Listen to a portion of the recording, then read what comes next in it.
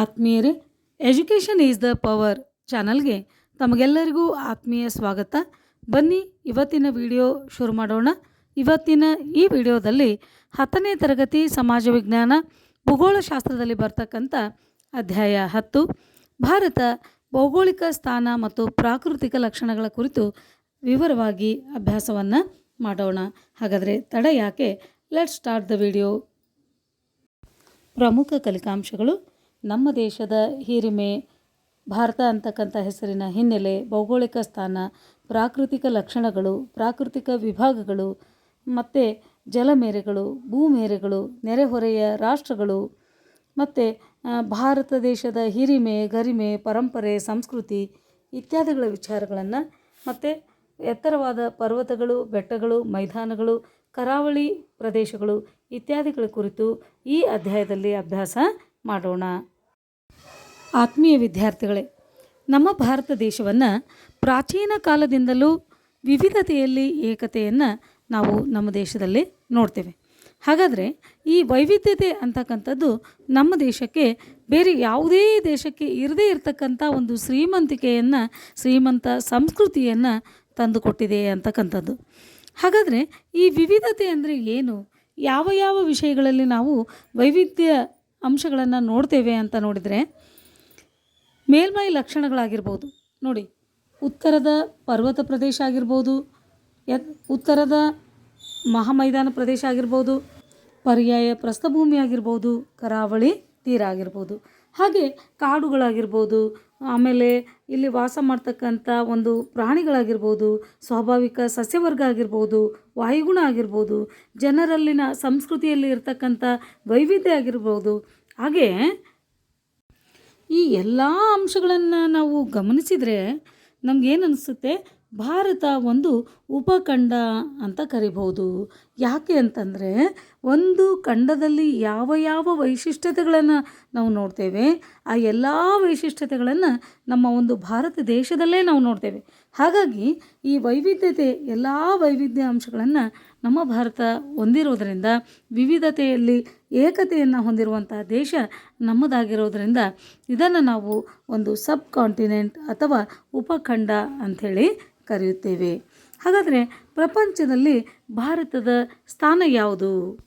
ನೋಡಿ, ಪ್ರಪಂಚದಲ್ಲಿ ಭಾರತದ ಸ್ಥಾನವನ್ನು ನೋಡೋದಾದರೆ, ಭಾರತ ಏಷ್ಯಾ ಖಂಡದ ದಕ್ಷಿಣ ಭಾಗದಲ್ಲಿ ಇರತಕ್ಕಂಥ ಒಂದು ಪರ್ಯಾಯ ದ್ವೀಪ ಆಗಿದೆ. ಇದನ್ನು ಇಂಡಿಯಾ ಹಾಗೂ ಹಿಂದೂಸ್ತಾನ್ ಅಂತ ಕರೀತಾರೆ. ಇಂಡಿಯಾ ಅಂತಕ್ಕಂಥ ಹೆಸರು ಹೇಗೆ ಬಂತು ಅಂತ ನೋಡಿದರೆ, ಈ ಹೆಸರು ಸಿಂಧೂ ನದಿಯಿಂದ ಬಳಕೆಗೆ ಬಂದಿದೆ. ಭಾರತ ಅಂತಕ್ಕಂಥ ಹೆಸರು ಭರತ ಎಂಬ ಪುರಾತನ ಚಕ್ರವರ್ತಿಯ ಹೆಸರಿನಿಂದ ಬಂದಿದೆ ಅಂತಕ್ಕಂಥ ಒಂದು ಪ್ರತೀತಿ ಇದೆ. ಭಾರತ ಭೌಗೋಳಿಕವಾಗಿ ಉತ್ತರ ಗೋಳಾರ್ಧದಲ್ಲಿದೆ. ನಿಮಗೆ ಚಿತ್ರದಲ್ಲಿ ಕಾಣ್ತಾ ಇದೆ ಉತ್ತರ ಗೋಳಾರ್ಧ. ಭಾರತ ಆ ಪ್ರಪಂಚವನ್ನು ಆ ಒಂದು ಹಸಿರು ಗೆರೆ ಅಂದರೆ ಸಮಭಾಜಕ ವೃತ್ತ, ಭೂಮಿಯನ್ನು ಎರಡು ಉತ್ತರ ಮತ್ತು ದಕ್ಷಿಣ ಅಂಥೇಳಿ ಎರಡು ಭಾಗವಾಗಿ ಎಳೆದಂಥ ಒಂದು ಕಾಲ್ಪನಿಕ ರೇಖೆ, ಪಶ್ಚಿಮದಿಂದ ಪೂರ್ವಕ್ಕೆ ಎಳೆದಂಥ ಒಂದು ಕಾಲ್ಪನಿಕ ರೇಖೆ ಅದು.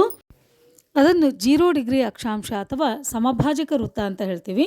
ಆ ಸಮಭಾಜಕ ವೃತ್ತದಿಂದ ಮೇಲಿನ ಒಂದು ಗೋಳವನ್ನು ಉತ್ತರ ಗೋಳಾರ್ಧ ಅಂತ ಹೇಳ್ತೀವಿ.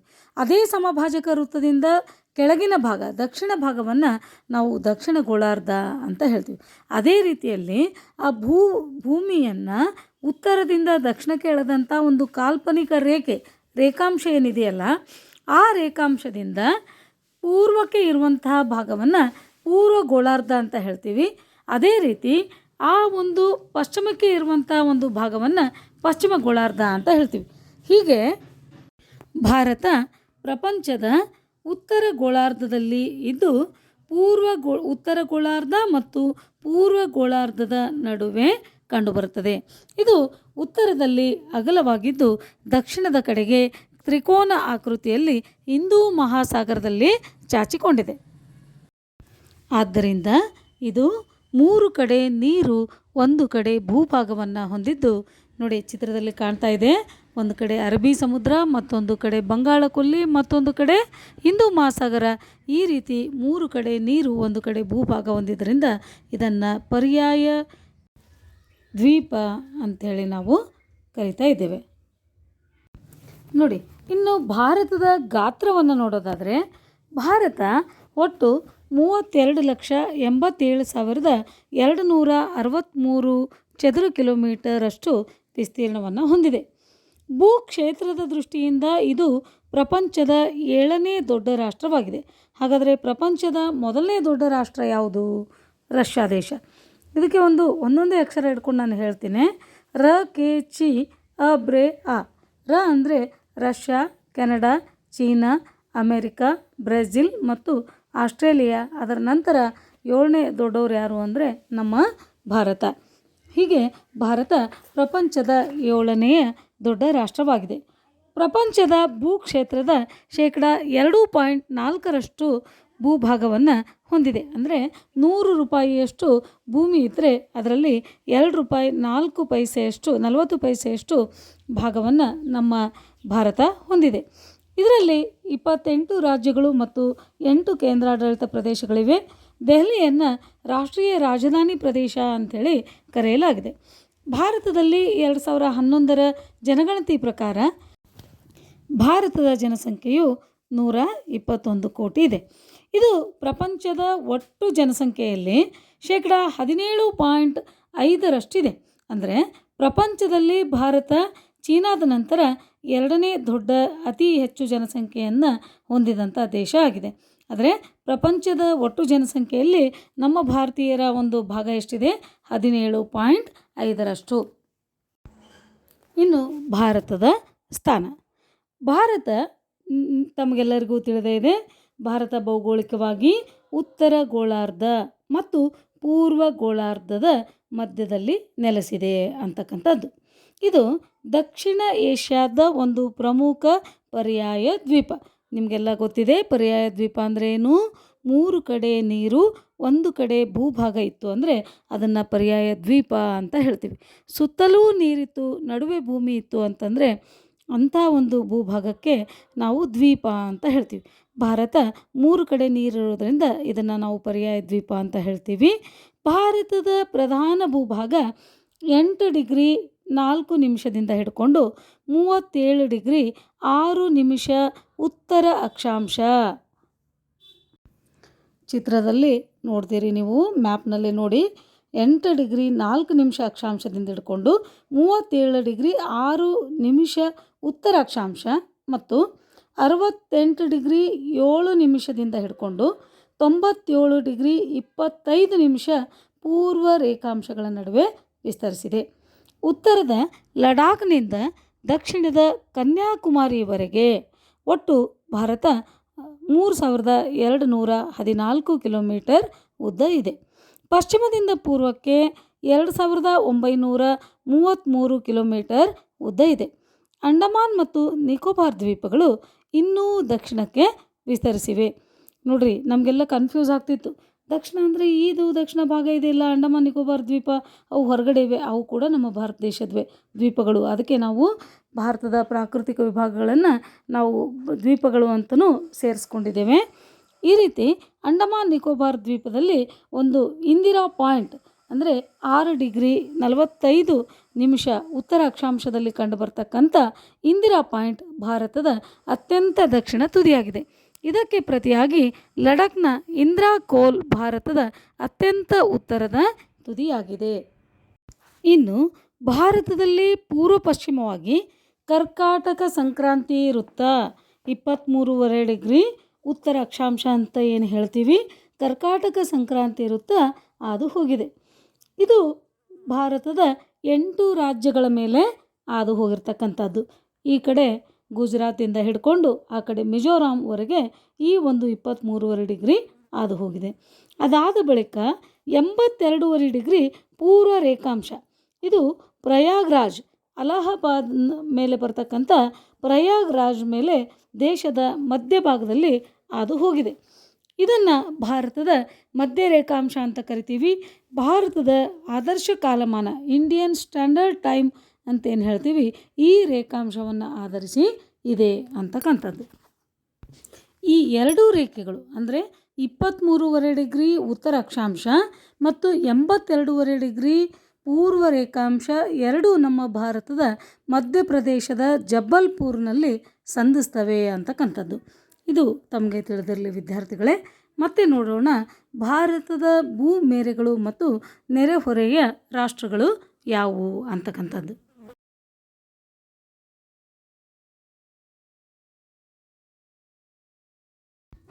ಭಾರತ ಒಂದು ಪರ್ಯಾಯ ದ್ವೀಪ ಆಗಿದ್ದು ಭೂ ಮತ್ತು ಜಲಮೇರೆ ಎರಡನ್ನೂ ಒಳಗೊಂಡಿರ್ತಕ್ಕಂಥದ್ದು. ಭಾರತ ಸುಮಾರು 15,200 ಕಿಲೋಮೀಟರ್ ಭೂಗಡಿಯನ್ನು ಹೊಂದಿದೆ.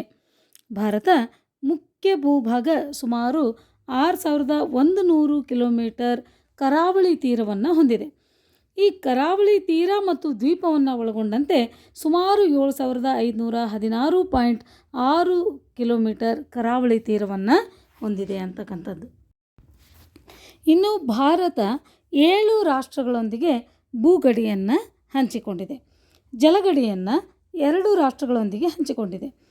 ಭಾರತ ವಾಯುವ್ಯದಲ್ಲಿ ಚಿತ್ರದಲ್ಲಿ ಕಾಣ್ತಾ ಇದೆ ಪಾಕಿಸ್ತಾನ್ ಮತ್ತು ಅಫ್ಘಾನಿಸ್ತಾನ್, ಉತ್ತರದಲ್ಲಿ ಚೀನಾ, ನೇಪಾಳ್, ಭೂತಾನ್, ಪೂರ್ವದಲ್ಲಿ ಮಯನ್ಮಾರ್ ಅಥವಾ ಬರ್ಮಾ ಮತ್ತು ಬಾಂಗ್ಲಾದೇಶ್ ಈ ರಾಷ್ಟ್ರಗಳೊಂದಿಗೆ ಗಡಿಯನ್ನು ಹಂಚಿಕೊಂಡಿದೆ.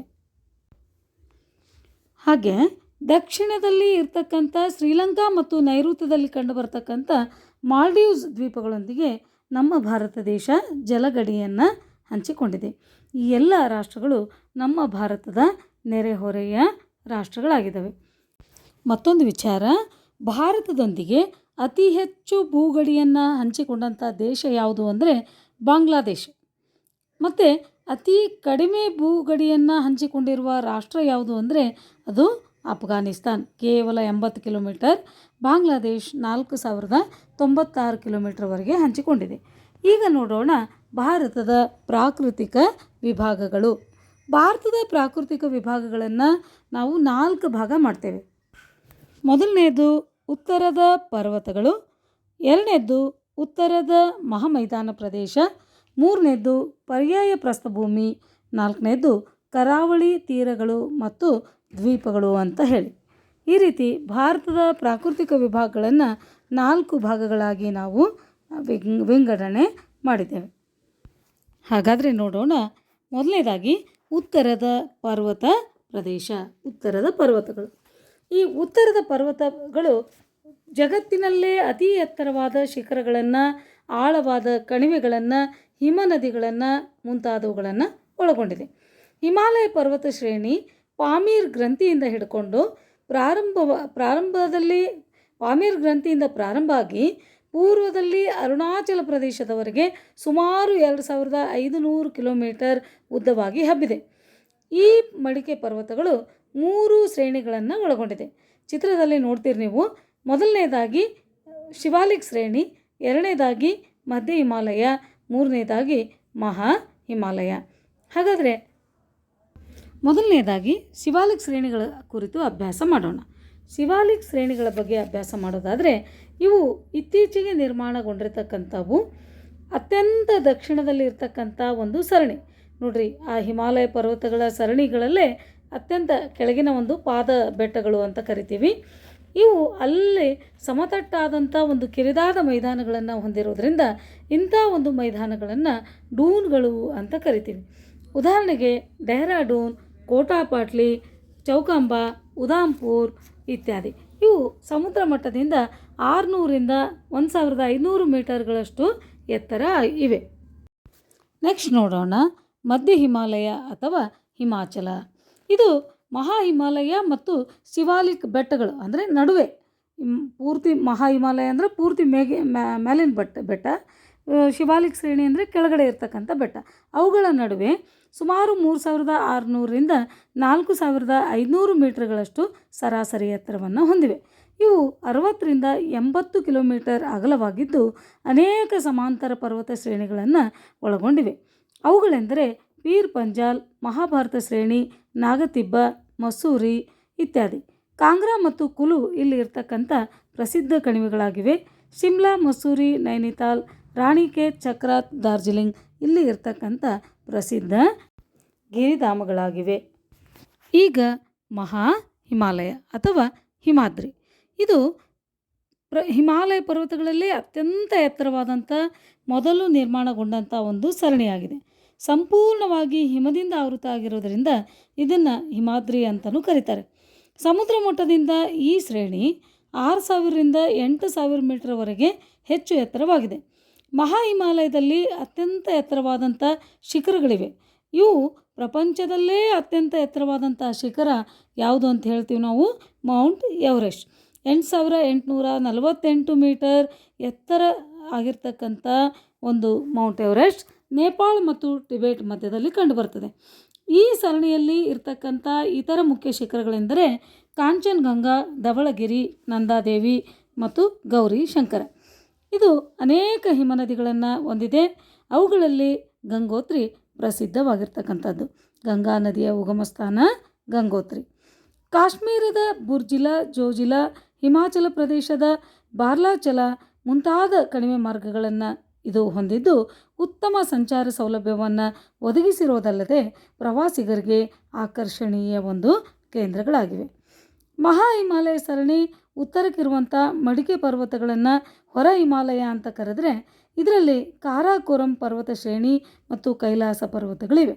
ಮೌಂಟ್ ಗಾಡ್ವಿನ್ ಅಸ್ಟಿನ್ ಅಥವಾ K2 ಅಂತೇನು ಹೇಳ್ತೀವಿ, ನಮ್ಮ ಭಾರತದ ಅತ್ಯಂತ ಎತ್ತರವಾದ ಶಿಖರ ಸುಮಾರು 8611 ಮೀಟರ್ ಎತ್ತರವಾಗಿದ್ದು ಇದು ಲಡಾಖ್ ಪ್ರಸ್ಥಭೂಮಿ ಕೂಡ ಇಲ್ಲೇ ಕಂಡುಬರ್ತದೆ. ಈಗ ನೋಡೋಣ ಹಿಮಾಲಯದ ಮಹತ್ವ. ಈ ಹಿಮಾಲಯ ಪರ್ವತಗಳಿಂದ ನಮ್ಮ ಮೇಲೆ ಆಗ್ತಕ್ಕಂಥ ಪರಿಣಾಮ ಏನು, ಯಾವ ರೀತಿ ನಮಗೆ ಅನುಕೂಲಕರವಾಗಿವೆ ಅಂತಂದರೆ, ಇದು ನಮ್ಮ ಒಂದು ಪಾಲಿಗೆ, ನಮ್ಮ ಒಂದು ದೇಶಕ್ಕೆ ದೇವರು ಕೊಟ್ಟಂಥ ಒಂದು ವರ ಅಂತಲೇ ಹೇಳ್ಬೋದು.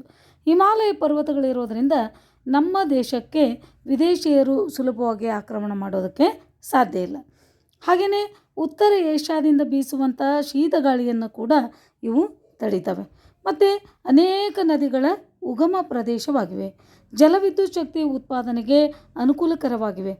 ಮತ್ತು ಅಲ್ಲಲ್ಲಿ ವಿಶಾಲವಾದ ಮೈದಾನಗಳನ್ನು ನಿರ್ಮಾಣ ಮಾಡಿವೆ. ವೈವಿಧ್ಯಮಯವಾದಂಥ ಸಸ್ಯವರ್ಗವನ್ನು ಹೊಂದಿದೆ. ವೈವಿಧ್ಯಮಯ ಸಸ್ಯವರ್ಗ ಹೊಂದಿರೋದ್ರಿಂದ ಪ್ರಾಣಿ ಪಕ್ಷಿಗಳು ಇರಲಿಕ್ಕೆ ಆಶ್ರಯವನ್ನು ಒದಗಿಸಿವೆ. ಅಪಾರ ಖನಿಜ ಸಂಪನ್ಮೂಲಗಳನ್ನು ಒಳಗೊಂಡಿವೆ. ಪ್ರವಾಸೋದ್ಯಮ ಮತ್ತು ಧಾರ್ಮಿಕ ಕೇಂದ್ರಗಳಿಗೆ ಪ್ರಸಿದ್ಧಿಯಾಗಿವೆ. ಈ ರೀತಿ ನೋಡಿ, ಹಿಮಾಲಯ ಪರ್ವತ ಒಂದು ಪ್ರಯೋಜನ ಭಾಳ ನಮ್ಮ ದೇಶಕ್ಕೆ ಅತ್ಯಂತ ಒಂದು ದೇವರು ಕೊಟ್ಟಂಥ ವರ ಅಂತಲೇ ಹೇಳಿದರೆ ತಪ್ಪಾಗಲ್ಲ. ಸರಿ, ಮತ್ತೆ ನೋಡೋಣ ಉತ್ತರದ ಮಹಾಮೈದಾನ. ಭಾರತದ ಪ್ರಾಕೃತಿಕ ವಿಭಾಗಗಳಲ್ಲಿ ಎರಡನೇದಾಗಿ ಉತ್ತರದ ಮಹಾಮೈದಾನ. ಹೆಸರೇ ಹೇಳುವಂತೆ ಇದು ಮೈದಾನ ಅಂದರೆ ಪ್ಲೇನ್ ಭೂಮಿ. ಇದು ಹೆಚ್ಚಾಗಿ ಸಟ್ಲೇಜ್ ಗಂಗಾ ಮೈದಾನ ಅಂತಲೂ ಕರೀತಾರೆ. ಇಲ್ಲಿ ಉತ್ತರ ಹಿಮಾಲಯ ಪರ್ವತಗಳು, ದಕ್ಷಿಣದಲ್ಲಿ ಪರ್ಯಾಯ ಪ್ರಸ್ಥಭೂಮಿಯ ನಡುವೆ ಈ ಒಂದು ಭಾಗ ಕಂಡುಬರ್ತದೆ. ಈ ಮೈದಾನ ಪಶ್ಚಿಮದಲ್ಲಿ ಸಿಂಧೂ ನದಿ ಮೈದಾನ ಅಂದರೆ ಪಂಜಾಬ್ ಭಾಗದ ಕಡೆಯಿಂದ ಸಿಂಧೂ ನದಿ ಮೈದಾನದಿಂದ ಹಿಡ್ಕೊಂಡು ಪೂರ್ವದಲ್ಲಿ ಬ್ರಹ್ಮಪುತ್ರ ಕಣಿವೆಯವರೆಗೂ ವಿಸ್ತರಿಸಿದೆ. ಪಶ್ಚಿಮದಿಂದ ಪೂರ್ವಕ್ಕೆ ಸುಮಾರು 2400 ಕಿಲೋಮೀಟರ್ ಉದ್ದ ಆಗಿರ್ತಕ್ಕಂಥ ಈ ಮೈದಾನ 70ರಿಂದ 500 ಕಿಲೋಮೀಟರ್ ಅಗಲ ಇದೆ. ಈ ಮೈದಾನ ಬಹುತೇಕ ಸಮತಟ್ಟಾಗಿದೆ. ಉತ್ತರ ಮೈದಾನ ನದಿಗಳು ಹೊತ್ತು ತಂದಂಥ ಮೆಕ್ಕಲು ಮಣ್ಣಿನಿಂದ ನಿರ್ಮಾಣಗೊಂಡಿರ್ತಕ್ಕಂಥ ಒಂದು ಸಂಚಯನ ಮೈದಾನ ಆಗಿದೆ. ಆದ್ದರಿಂದ ಇದು ಅತ್ಯಂತ ಫಲವತ್ತಾದಂಥ ಒಂದು ಮಣ್ಣನ್ನು ಮೆಕ್ಕಲು ಮಣ್ಣನ್ನು ಹೊಂದಿದೆ. ವ್ಯವಸಾಯಕ್ಕೆ ಯೋಗ್ಯವಾದ ಭೂಮಿ ಇದೆ. ಸಾಕಷ್ಟು ಖನಿಜ ಸಂಪನ್ಮೂಲಗಳನ್ನು ಹೊಂದಿದೆ. ವರ್ಷವಿಡೀ ನದಿಗಳು ತುಂಬಿ ಹರಿತವೆ. ವ್ಯವಸಾಯಕ್ಕೆ ಯೋಗ್ಯವಾದ ಭೂಮಿಯನ್ನು ಹೊಂದಿದೆ. ದಟ್ಟವಾದ ಕಾಡುಗಳನ್ನು ಹೊಂದಿದೆ. ಈ ರೀತಿ ನೋಡಿ, ಈ ಒಂದು ಪಾಠದಲ್ಲಿ ಪ್ರಶ್ನೆ ಯಾವುದೇ ಒಂದು ಭಾಗ ಭಾರತದ ಪ್ರಾಕೃತಿಕ ವಿಭಾಗಗಳ ಯಾವುದೇ ಒಂದು ಭಾಗದ ಒಂದು ಪ್ರಯೋಜನ ತಿಳಿಸಿ, ಮಹತ್ವ ತಿಳಿಸಿ ಅಂತ ಹೇಳಿದಾಗ ತಾವುಗಳು ಸೇಮ್ ಪಾಯಿಂಟ್, ಎಲ್ಲ ಕಡೆ ದಟ್ಟವಾದ ಕಾಡುಗಳಿವೆ, ಎಲ್ಲ ಕಡೆ ನದಿಗಳು ಹರಿತವೆ, ಎಲ್ಲ ಕಡೆ ವ್ಯವಸಾಯಕ್ಕೆ ಯೋಗ್ಯವಾದ ಭೂಮಿ ಇದೆ. ಈ ರೀತಿ ಕೆಲವೊಂದು ಪಾಯಿಂಟ್ಗಳನ್ನು ನಾವು ಸೇರಿಸ್ಬೋದು. ಈ ರೀತಿ ಏನಪ್ಪ ಅಂತಂದರೆ ಉತ್ತರದ ಮಹಾಮೈದಾನ ಬಹಳಷ್ಟು ಪ್ರಾಮುಖ್ಯತೆಯನ್ನು ಹೊಂದಿದೆ ಅಂಥೇಳಿ ಹೇಳ್ಬೋದು. ಹಾಗಾದರೆ ನೆಕ್ಸ್ಟ್ ನೋಡೋಣ ಪರ್ಯಾಯ ಪ್ರಸ್ಥಭೂಮಿ. ಪರ್ಯಾಯ ಪ್ರಸ್ಥಭೂಮಿ ಭಾರತದ ಭೂಸ್ವರೂಪದ ವಿಭಾಗಗಳಲ್ಲೇ ಅತ್ಯಂತ ದೊಡ್ಡದಾದಂಥದ್ದು. ಅಲ್ಲದೆ ಇದು ಭೂ ಇತಿಹಾಸಕಾರರ ಪ್ರಕಾರ ಅತ್ಯಂತ ಪುರಾತನವಾದಂಥ ಒಂದು ಭೂಖಂಡಗಳ ಆರಂಭದಲ್ಲೇ ಇದ್ದಂಥ ಗೊಂಡ್ವಾನಾ ಭೂರಾಶಿಯ ಒಂದು ಭಾಗ ಆಗಿದೆ ಅಂಥೇಳಿ ಭೂವಿಜ್ಞಾನಿಗಳು ಅಭಿಪ್ರಾಯವನ್ನು ಪಟ್ಟಿದ್ದಾರೆ. ಅಂದರೆ ಇದು ಸುಮಾರು 16 ಲಕ್ಷ ಚದರ ಕಿಲೋಮೀಟರ್ ವಿಸ್ತೀರ್ಣವನ್ನು ಹೊಂದಿದೆ. ಈ ಪ್ರಸ್ಥಭೂಮಿ ಸಟ್ಲೇಜ್ ಗಂಗಾ ಮೈದಾನದಿಂದ ದಕ್ಷಿಣದ ಹಿಂದೂ ಮಹಾಸಾಗರದವರೆಗೆ ಚಾಚಿಕೊಂಡಿದೆ. ನೋಡಿ, ನೆನ್ಪಿಟ್ಕೊಳ್ಳಿ, ಸಟ್ಲೇಜ್ ಗಂಗಾ ಮೈದಾನದಿಂದ ಹಿಡ್ಕೊಂಡು ದಕ್ಷಿಣದ ಹಿಂದೂ ಮಹಾಸಾಗರದವರೆಗೆ ಈ ಒಂದು ಪ್ರಸ್ಥಭೂಮಿ ಏನಾಗಿದೆ, ಚಾಚಿಕೊಂಡಿದೆ. ಇದು ಏನಂತಂದರೆ ಉತ್ತರದಲ್ಲಿ ಅರಾವಳಿ ಬೆಟ್ಟಗಳಿಂದ ದಕ್ಷಿಣದ ಕನ್ಯಾಕುಮಾರಿವರೆಗೆ, ಅಂದರೆ ಉತ್ತರದಲ್ಲಿ ಅರಾವಳಿ ಬೆಟ್ಟಗಳಿಂದ ಹಿಡ್ಕೊಂಡು ದಕ್ಷಿಣದ ಕನ್ಯಾಕುಮಾರಿವರೆಗೂ ಈ ಒಂದು ಪ್ರಸ್ಥಭೂಮಿ ಹಬ್ಬಿದೆ ಅಂತಕ್ಕಂಥದ್ದು. ಪಶ್ಚಿಮದಲ್ಲಿ ಪಶ್ಚಿಮ ಘಟ್ಟಗಳು, ಪೂರ್ವದಲ್ಲಿ ಪೂರ್ವ ಘಟ್ಟಗಳನ್ನು ಹೊಂದಿದೆ. ಪೂರ್ವದಲ್ಲಿ ಜಾರ್ಖಂಡ್ನ ರಾಜ್ಮಹಲ್ ಬೆಟ್ಟಗಳವರೆಗೆ ಸುಮಾರು 1400 ಕಿಲೋಮೀಟರ್ ಅಗಲವಾಗಿದೆ. ಈ ಪರ್ಯಾಯ ಪ್ರಸ್ಥಭೂಮಿ ತ್ರಿಕೋನ ಆಕೃತಿಯಲ್ಲಿ ಇದ್ದದ್ದು ಉತ್ತರದಲ್ಲಿ ಅಗಲ ಇದೆ, ದಕ್ಷಿಣದ ಕಡೆ ಹೋಗ್ತಾ ಹೋಗ್ತಾ ಹೋಗ್ತಾ ಕಿರಿದಾಗುತ್ತಾ ಹೋಗ್ತಾ ಇದೆ. ಇದು ಪಶ್ಚಿಮದಲ್ಲಿ ಅರಬ್ಬಿ ಸಮುದ್ರ, ಪೂರ್ವದಲ್ಲಿ ಬಂಗಾಳ ಕೊಲ್ಲಿ, ದಕ್ಷಿಣದಲ್ಲಿ ಹಿಂದೂ ಮಹಾಸಾಗರಗಳನ್ನು ಒಳಗೊಂಡಿದೆ. ಈ ಪ್ರಸ್ಥಭೂಮಿ ಉತ್ತರ ಭಾಗದಲ್ಲಿ ಪ್ರಮುಖವಾಗಿ ವಿಂಧ್ಯ, ಸಾತ್ಪುರ್ ಬೆಟ್ಟಗಳು, ಅರಾವಳಿ ಬೆಟ್ಟಗಳು, ಮಾಳ್ವಾ ಪ್ರಸ್ಥಭೂಮಿ, ಛೋಟಾನಾಗ್ಪುರ್ ಪ್ರಸ್ಥಭೂಮಿ ಇವೆಲ್ಲವುಗಳು ಇದ್ದು ಮಧ್ಯದಲ್ಲಿ ನರ್ಮದಾ ನದಿ ಹರಿತದೆ.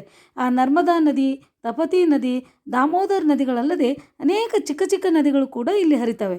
ಇವೆಲ್ಲವುಗಳನ್ನು ನಾವು ಏನಂತ ಕರಿತೀವಿ ಅಂದರೆ ಕೇಂದ್ರ ಪ್ರಸ್ಥಭೂಮಿ ಅಂತ ಕರಿತೀವಿ. ನೋಡಿ, ದಕ್ಕನ್ ಪ್ರಸ್ಥಭೂಮಿನೇ ಬೇರೆ, ಕೇಂದ್ರ ಪ್ರಸ್ಥಭೂಮಿನೇ ಬೇರೆ. ದಕ್ಷಿಣಕ್ಕೆ ಇರುವಂಥ ಪ್ರಸ್ಥಭೂಮಿ ಅದು ದಕ್ಕನ್ ಪ್ರಸ್ಥಭೂಮಿ. ಇವುಗಳ ದಕ್ಷಿಣದಲ್ಲಿ ಇರ್ತಕ್ಕಂಥ ಪ್ರಸ್ಥಭೂಮಿನೇ ದಕ್ಕನ್ ಪ್ರಸ್ಥಭೂಮಿ. ಮಹಾದೇವ, ಮೈಕಲ್ ಶ್ರೇಣಿ, ಅಮರಕಂಟಕ ಬೆಟ್ಟಗಳು, ರಾಜ್ಮಹಲ್ ಬೆಟ್ಟಗಳು ದಕ್ಕನ್ ಪ್ರಸ್ಥಭೂಮಿಯ ಉತ್ತರದಲ್ಲಿವೆ. ದಕ್ಕನ್ ಪ್ರಸ್ಥಭೂಮಿಯ ಪಶ್ಚಿಮದಲ್ಲಿ ಪಶ್ಚಿಮ ಘಟ್ಟಗಳಿವೆ.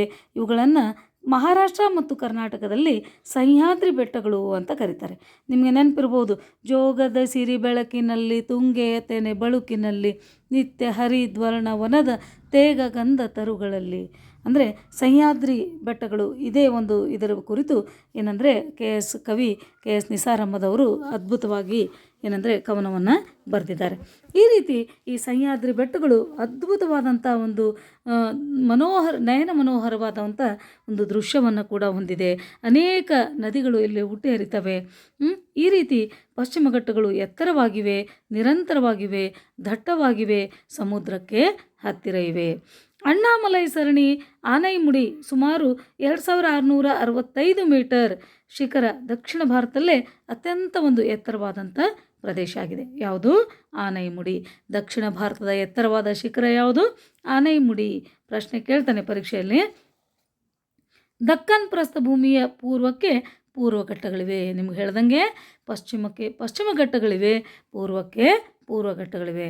ಈ ಪಶ್ಚಿಮ ಘಟ್ಟಗಳನ್ನು ನೀಲಗಿರಿ ಪಶ್ಚಿಮ ಘಟ್ಟ ಮತ್ತು ಪೂರ್ವ ಘಟ್ಟಗಳು ಎಲ್ಲಿ ಸಂಧಿಸ್ತವೆ, ಎಲ್ಲಿ ಕೂಡ್ತವೆ ಅವೆರಡೂ ಬೆಟ್ಟಗಳು ಅಂತಂದರೆ ನೀಲಗಿರಿ ಬೆಟ್ಟಗಳಲ್ಲಿ ಸಂಧಿಸ್ತವೆ. ಈ ಪ್ರಶ್ನೆ ಕೂಡ ಭಾಳ ಇಂಪಾರ್ಟೆಂಟು ಪ್ರಶ್ನೆ. ಭಾಳಷ್ಟು ಕಾಂಪಿಟೇಟಿವ್ ಎಕ್ಸಾಮ್ಗೆ ಈ ಒಂದು ಪ್ರಶ್ನೆ ಕೇಳಿದ್ದಾನೆ. ಪೂರ್ವ ಘಟ್ಟ ಪಶ್ಚಿಮ ಘಟ್ಟಗಳು ಸಂಧಿಸುವ ಬೆಟ್ಟ ಯಾವುದು ಅಂತ. ಅದು ನೀಲಗಿರಿ ಬೆಟ್ಟ. ಈ ಪೂರ್ವ ಘಟ್ಟ ಮತ್ತು ಪಶ್ಚಿಮ ಘಟ್ಟಕ್ಕಿರುವಂಥ ವ್ಯತ್ಯಾಸ ಏನು ಅಂತಂದರೆ, ಆ ಪೂರ್ವ ಘಟ್ಟ ಎತ್ತರವಾಗಿಲ್ಲ, ನಿರಂತರವಾಗಿಲ್ಲ, ಅಲ್ಲಲ್ಲಿ ನದಿ ಕಣಿವೆಗಳಿಂದ ಬೇರ್ಪಟ್ಟಿವೆ. ಆರ್ಮಕೊಂಡ ಮತ್ತು ಮಹೇಂದ್ರಗಿರಿ ಇಲ್ಲಿ ಎತ್ತರವಾದಂಥ ಒಂದು ಶಿಖರಗಳು. ನೋಡಿ, ಈ ಒಂದು ಪರ್ಯಾಯ ಪ್ರಸ್ಥಭೂಮಿಯ ಪ್ರಾಮುಖ್ಯತೆ ಏನು? ಕಾಮನ್ ಪಾಯಿಂಟ್ಗಳು ಏನು? ಎತ್ತರವಾಗಿ ನದಿಗಳು ನದಿಗಳು ಏನಂದರೆ ಜಲಪಾತಗಳನ್ನು ಸೃಷ್ಟಿ ಮಾಡಿವೆ. ಆ ಜಲಪಾತಗಳಿಂದ ಜಲವಿದ್ಯುತ್ ಶಕ್ತಿಯನ್ನು ತಯಾರು ಮಾಡ್ಬೋದು. ಇಲ್ಲೂ ಕೂಡ ಖನಿಜ ಸಂಪನ್ಮೂಲಗಳು ಇದ್ದಾವೆ. ಇಲ್ಲೂ ಕೂಡ ವ್ಯವಸಾಯಕ್ಕೆ ಯೋಗ್ಯವಾದ ಭೂಮಿ ಇದೆ. ಇಲ್ಲೂ ಕೂಡ ದಟ್ಟವಾದ ಕಾಡುಗಳನ್ನು ಹೊಂದಿದೆ. ದಟ್ಟವಾದ ಕಾಡುಗಳಿರೋದ್ರಿಂದ ಇಲ್ಲೂ ಕೂಡ ಏನಂದರೆ ಪ್ರಾಣಿ ಪಕ್ಷಿಗಳಿಗೆ ಆಶ್ರಯ ತಾಣವಾಗಿದೆ. ಇಲ್ಲೂ ಕೂಡ ಅನೇಕ ಪ್ರವಾಸಿಗರಿಗೆ ಆಕರ್ಷಣೀಯ ಸ್ಥಳಗಳಿದ್ದಾವೆ. ಇವು ಎಲ್ಲ ಪಾಯಿಂಟ್ಗಳು ಏನಂತಂದರೆ ಇವು ಏನು ದಕ್ಕನ್ ಪ್ರಸ್ಥಭೂಮಿಯ ಒಂದು ಪ್ರಾಮುಖ್ಯತೆ. ಈ ದಕ್ಷಿಣ ಪ್ರಸ್ಥಭೂಮಿಯ ಪ್ರಾಮುಖ್ಯತೆ ಆರ್ಥಿಕವಾಗಿ ಹೆಚ್ಚು ಪ್ರಾಮುಖ್ಯತೆಯನ್ನು ಹೊಂದಿದೆ ಅಂಥೇಳಿ ಹೇಳ್ಬೋದು. ನೆಕ್ಸ್ಟ್ ನೋಡೋದಾದರೆ ಕರಾವಳಿ ಮೈದಾನಗಳು. ಚಿತ್ರದಲ್ಲಿ ನೋಡ್ಬೋದು ನೀವು. ಕರಾವಳಿ ಮೈದಾನಗಳ ಒಂದು ಚಿತ್ರವನ್ನು ನೋಡಿ. ಏನಂತಂದರೆ ಭಾರತ ದ್ವೀಪಗಳನ್ನು ಹೊರತುಪಡಿಸಿ ಸುಮಾರು 6100 ಕಿಲೋಮೀಟರ್ ಉದ್ದದಷ್ಟು ಕರಾವಳಿ ತೀರವನ್ನು ಹೊಂದಿದೆ.